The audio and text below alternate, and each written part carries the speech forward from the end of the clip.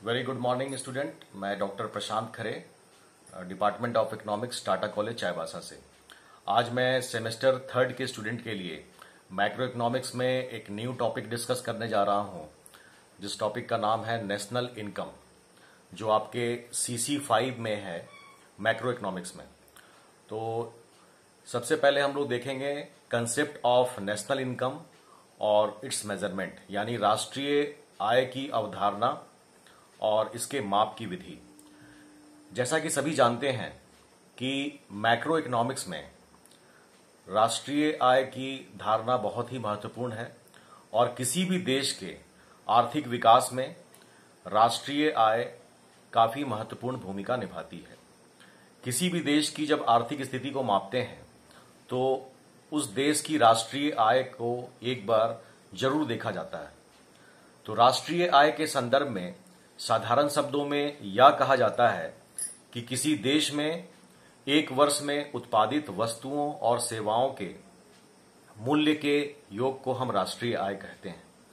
और दूसरे शब्दों में हम यह भी कह सकते हैं कि किसी देश में एक वर्ष में आर्थिक गतिविधियों द्वारा अर्जित की गई आय में जो उसका कुल योग होता है वो राष्ट्रीय आय कहलाता है। इसके अंतर्गत ब्याज, लाभ, लगान, मजदूरी आदि सभी चीजें सम्मिलित होती हैं। और राष्ट्रीय आय के संदर्भ में जब इसकी परिभाषा की बात करते हैं तो इसके दो दृष्टिकोण आते हैं। पहला दृष्टिकोण आता है परंपरागत दृष्टिकोण, जिसमें हम लोग देखते हैं मार्शल की परिभाषा, पीगू की परिभाषा, फिशर की परिभाषा। और दूसरा दृष्टिकोण आता है आधुनिक दृष्टिकोण, जिसमें हम लोग देखते हैं आधुनिक विचारधारा द्वारा दी गई राष्ट्रीय आय की परिभाषा, जिसमें आते हैं साइमन कुजनेट्स, कोलिन क्लार्क इत्यादि। तो आइए सबसे पहले हम लोग डिस्कस करते हैं राष्ट्रीय आय की परिभाषा के संदर्भ में कि परंपरागत दृष्टिकोण के अंतर्गत राष्ट्रीय आय की परिभाषा किस तरह से दी गई थी। तो राष्ट्रीय आय के संदर्भ में जनरली कहा जाता है कि the total amount of income accruing to a country from economic activities in a financial years time is known as national income. It is includes payments made to all resources in the form of wages, interest, rent and profit. This is the true net annual income or revenue of the country or national dividend. तो सबसे पहले हम ये देखते हैं कि martial ने क्या कहा था। तो मार्शल ने इस संदर्भ में कहा था, नेशनल इनकम के संदर्भ में उनकी परिभाषा इस तरह से थी: the labor and capital of the country acting on its natural produce annually a certain net aggregate of commodities, material and non-material, including service of all kinds. This is the true net annual income or revenue of the country or the national dividend. इनके कहने का अर्थ यह था कि किसी देश का श्रम और पूंजी उसके प्राकृतिक साधनों पर कार्यशील होकर प्रतिवर्ष भौतिक और अभौतिक वस्तुओं का निश्चित वास्तविक उत्पादन करते हैं, जिससे सब प्रकार की सेवाएं भी शामिल रहती हैं।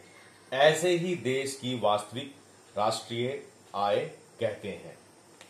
मार्शल ने इस परिभाषा में वास्तविक शब्द का प्रयोग इसलिए किया है क्योंकि कुल उत्पादन में से कच्चा माल का मूल्य, घिसावट अथवा क्षय एवं कर तथा बीमा व्यय को निकालकर ही वास्तविक राष्ट्रीय आय ज्ञात की जा सकती है। इस आय में विदेशों से प्राप्त होने वाली आय भी शामिल रहती है।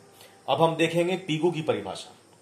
पीगू ने राष्ट्रीय आय को किस तरह से बताया था। तो पीगू के अनुसार the national dividend is that part of the objective income of the community including of course income derived from abroad which can be measured in money. यानी पीगू ने कहा था कि राष्ट्रीय आय समाज की वस्तुगत आय का वह भाग है जिसे मुद्रा में मापा जा सकता है एवं जिसमें विदेशों से प्राप्त आय भी शामिल रहती है। तो मार्शल की परिभाषा की तुलना में पीगू की परिभाषा अधिक व्यावहारिक एवं उपयुक्त है, क्योंकि इसमें राष्ट्रीय आय की गणना के लिए मुद्रा में मापी जाने वाली वस्तुओं और सेवाओं को भी शामिल किया जाता है। इससे दोहरी गणना के दोष से बचा जा सकता है। इसमें विदेशी विनियोगों से प्राप्त आय को भी शामिल किया जाता है। अब हम देखते हैं फिशर की परिभाषा। फिशर ने किस तरह से परिभाषा दिया था नेशनल इनकम के बारे में। तो फिशर ने कहा था, नेशनल डिविडेंड और income consist of services as received by ultimate consumers whether from their material or from human environment. Thus, a piano or an overcoat made for me this year is not a part of this year's income but an addition to capital. Only the services rendered to me during this year by these things are income. यानी Fisher ने कहा था, Fisher की परिभाषा को अगर हम देखते हैं तो फिशर ने मार्शल और पीगू के दृष्टिकोण से अलग राष्ट्रीय आय की परिभाषा प्रस्तुत की। जहां मार्शल और पीगू ने उत्पादन को आधार मानकर राष्ट्रीय आय की परिभाषा दी, वहीं फिशर ने उपभोग को आधार मानकर राष्ट्रीय आय को परिभाषित करने का प्रयास किया। फिशर और पीगू और मार्शल की परिभाषा को अगर हम देखते हैं तो जहां मार्शल और पीगू दोनों की परिभाषा उत्पादन पर आधारित है, वहीं फिशर की परिभाषा उपभोग पर आधारित है। फिशर के अनुसार वास्तविक राष्ट्रीय आय एक वर्ष में उत्पादित शुद्ध उपज का वह अंश है जिसका उस वर्ष में प्रत्यक्ष रूप से उपभोग किया जाता है। फिशर ने स्पष्ट करते हुए कहा है कि राष्ट्रीय लाभांश अथवा आय में केवल उन सेवाओं को शामिल किया जाता है जो अंतिम उपभोक्ता द्वारा प्राप्त की जाती है, चाहे उन्हें भौतिक वातावरण से प्राप्त किया गया हो अथवा मानवीय वातावरण से प्राप्त किया गया हो। इस प्रकार एक पियानो या ओवरकोट जो मेरे लिए इस वर्ष बनाया गया है, इस वर्ष की आय का भाग नहीं है, केवल पूंजी में वृद्धि है। केवल उतना ही सेवा जो इन वस्तुओं से मुझे इस वर्ष प्राप्त होगी आय में शामिल होगी। इस प्रकार फिशर के अनुसार किसी एक विशेष वर्ष में उत्पादित किसी महत्वपूर्ण वस्तु को राष्ट्रीय आय में शामिल नहीं किया जाता, बल्कि उस वस्तु के उसी अंश को शामिल किया जाता है जिसका उपभोग किया जाता है। अब हम देखेंगे राष्ट्रीय आय की आधुनिक परिभाषा यानी मॉडर्न डिफिनेशन। तो मॉडर्न डिफिनेशन में कौन कौन किनके किनके डिफिनेशन को हम लेते हैं, जैसे कि प्रोफेसर साइमन कुजनेट्स हो गए, प्रोफेसर कोलिन क्लार्क हो गए। तो सबसे पहले देखते हैं प्रोफेसर साइमन कुजनेट्स ने क्या कहा था। प्रोफेसर साइमन कुजनेट्स ने राष्ट्रीय आय के संदर्भ में कहा था कि राष्ट्रीय आय वस्तुओं और सेवाओं का वह वास्तविक उत्पादन है जो एक वर्ष की अवधि में देश की उत्पादन प्रणाली से अंतिम उपभोक्ताओं के हाथों में पहुंचता है। वहीं प्रोफेसर कॉलिन क्लार्क ने क्या कहा था। प्रोफेसर कॉलिन क्लार्क ने कहा था, किसी विशेष अवधि में राष्ट्रीय आय को उन वस्तुओं और सेवाओं के मौद्रिक मूल्य में व्यक्त किया जाता है जो इस विशेष अवधि में उपभोग के लिए उपलब्ध होती है। वस्तुओं और सेवाओं का मूल्य उनके प्रचलित विक्रय मूल्य पर निकाला जाता है। तो इस आधार पर अगर हम प्रोफेसर कोलिन क्लार्क की परिभाषा देखें तो जहां एक ओर वस्तुओं और सेवाओं का उत्पादन ज्ञात किया जाता है तो दूसरी ओर उनका अंतिम उद्देश्य उपभोग माना जाता है। इसमें मार्शल और फिशर के विचारों का मिश्रण दिखता है। और अगर हम भारत की राष्ट्रीय आय समिति की बात करें तो भारत की राष्ट्रीय आय समिति ने राष्ट्रीय आय के संदर्भ में कहा था कि राष्ट्रीय आय में एक दी हुई अवधि में उत्पादित वस्तुओं और सेवाओं का आकलन किया जाता है, किंतु इसमें दोहरी गणना नहीं की जाती।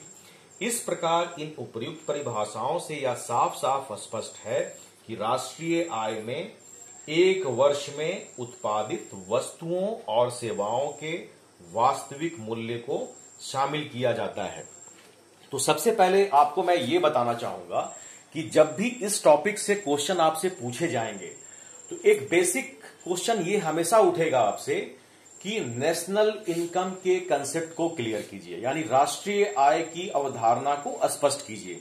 तो राष्ट्रीय आय का डिफिनेशन एक साधारण शब्दों में आप देंगे, फिर आप बताएंगे मार्शल, पीगू और फिशर ने क्या कहा था। जैसा कि मैंने बताया कि मार्शल का दृष्टिकोण और पीगू के दृष्टिकोण में यह बिल्कुल साफ स्पष्ट था कि इनके आधार पर राष्ट्रीय आय की परिभाषा उत्पादन पर आधारित थी, लेकिन फिशर के आधार पर राष्ट्रीय आय की परिभाषा उपभोग पर आधारित थी। अब अगर हम आधुनिक दृष्टिकोण की बात करें तो उसमें साइमन कुजनेट्स और कॉलिन क्लार्क ने जो कहा था वो आप बिल्कुल स्पष्ट तौर पर देखते हैं। अब हम आएंगे न्यू टॉपिक पर, उसी से कंटिन्यू करते हुए कि मेजरमेंट ऑफ नेशनल इनकम, यानी राष्ट्रीय आय की को किस तरह से मापा जाता है। तो इसकी 3 विधि है। सबसे पहली विधि है प्रोडक्शन मेथड, जिसको बोलते हैं उत्पादन विधि। दूसरी विधि है इनकम मेथड, जिसको बोलते हैं आय विधि। और तीसरी विधि है एक्सपेंडिचर मेथड, जिसको बोलते हैं व्यय विधि। तो आइए सबसे पहले जिक्र करते हैं उत्पादन विधि यानी प्रोडक्शन मेथड क्या होता है। तो प्रोडक्शन मेथड में यह है, इस विधि के अंतर्गत राष्ट्रीय आय की गणना करने के लिए 1 वर्ष की अवधि में उत्पन्न की गई वस्तुओं और सेवाओं का शुद्ध मूल्य ज्ञात किया जाता है तथा उनका योग करके कुल उत्पादन का मूल्य ज्ञात किया जाता है। प्रोफेसर कुजनेट्स ने इस पद्धति को कमोडिटी सर्विस मेथड कहा था, क्योंकि इसमें वस्तुओं और सेवाओं के प्रवाह का योग किया जाता है। इस विधि को शुद्ध मूल्य वृद्धि विधि इसलिए कहते हैं क्योंकि इसमें वस्तुओं के उत्पादन क्रम में शुद्ध मूल्य में वृद्धि की जाती है। उत्पादन करने वाली प्रत्येक इकाई में वस्तुओं और सेवाओं का विक्रय करती है। इससे इसके स्टॉक में परिवर्तन होता है।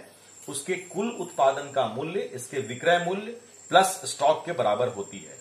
इस इकाई द्वारा विक्रय को हम अंतिम वस्तुओं का विक्रय कह सकते हैं। अब आप देखेंगे सेकंड टॉपिक आपका जो है, सेकंड मेथड जो है वो है इनकम मेथड, यानी आय विधि क्या है। इस विधि के अनुसार 1 वर्ष में एक देश के लोगों के द्वारा जो शुद्ध आय प्राप्त की जाती है उसका योग कर लिया जाता है, अर्थात उत्पत्ति के विभिन्न साधनों को जो शुद्ध आय प्राप्त होती है उसका योग ही राष्ट्रीय आय होती है। मूल्य वृद्धि रीति के आधार पर जो राष्ट्रीय आय की गणना की जाती है वह आय विधि के आधार पर की गई राष्ट्रीय आय के बराबर होती है, लेकिन इसके लिए यह आवश्यक है कि आय की गणना करते समय विधि में कोई कमियां या गलतियां नहीं होनी चाहिए। आंकड़ों का विश्लेषण भी सोच समझकर किया जाना चाहिए और उनमें विरोधाभास नहीं होना चाहिए। अब देखेंगे एक्सपेंडिचर मेथड यानी व्यय विधि क्या है। इस विधि या जो विधि है इस मान्यता पर आधारित है कि राष्ट्रीय आय एवं राष्ट्रीय व्यय दोनों समान होते हैं। इस विधि के अनुसार देश के लोगों द्वारा किसी विशेष वर्ग में जो व्यय किया जाता है उसका योग कर आय की गणना की जाती है। यह व्यय उपभोग के साथ विनियोग पर भी किया जाता है। उपभोग पर किए जाने वाले व्यय को फाइनल कंजम्पशन एक्सपेंडिचर कहते हैं और यह व्यय परिवारों और सामान्य सरकार द्वारा किया जाता है। इसके साथ ही सामान्य सरकार, परिवार क्षेत्र तथा निगमित और अर्ध निगमित क्षेत्र अपना उत्पादन बढ़ाने और मूल्य ह्रास के लिए पूंजीगत वस्तुएं खरीदते हैं तथा इस व्यय को विनियोग के अंतर्गत लिया जाता है। आयात निर्यात व्यय का समावेश भी इस विधि में होता है। आजकल की अर्थव्यवस्थाएं खुली अर्थव्यवस्थाएं हैं जिनमें आपस में आयात निर्यात होता है।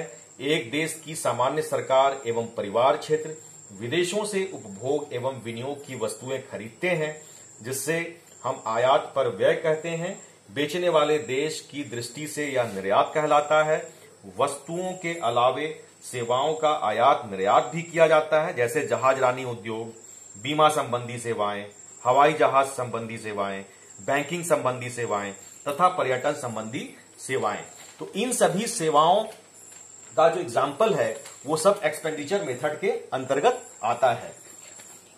जो देश विभिन्न वस्तुओं एवं सेवाओं का निर्यात करता है वह इनका आयात भी करता है।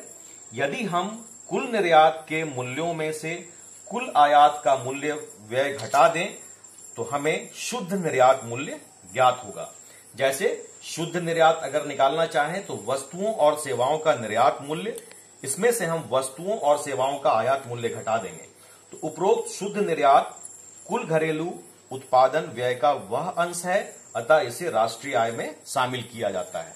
इस तरह से मेजरमेंट के अंतर्गत इस 3 विधि का अध्ययन किया जाता है। एक है प्रोडक्शन मेथड, दूसरा है इनकम मेथड और तीसरा है एक्सपेंडिचर मेथड। अब सवाल यह है कि इस तीनों मेथड में कौन सा बेस्ट है। अगर हम इंडिया की बात करें तो इंडिया में उत्पादन विधि और आय विधि दोनों की गणना की जाती है। अगर हम सिर्फ कल्याण की बात करें कि किस कंट्री ने वेलफेयर पर ज्यादा एक्सपेंडिचर किया है, तो हम व्यय विधि का उपयोग करेंगे। तो इस तरह से अगर आपसे राष्ट्रीय आय के संदर्भ में यह प्रश्न पूछा जाए कि राष्ट्रीय आय की परिभाषा को समझाएं या राष्ट्रीय आय की अवधारणा को समझाएं और इसके माप करने की विधि को समझाएं, तो आप इस तरह से आंसर दे सकते हैं।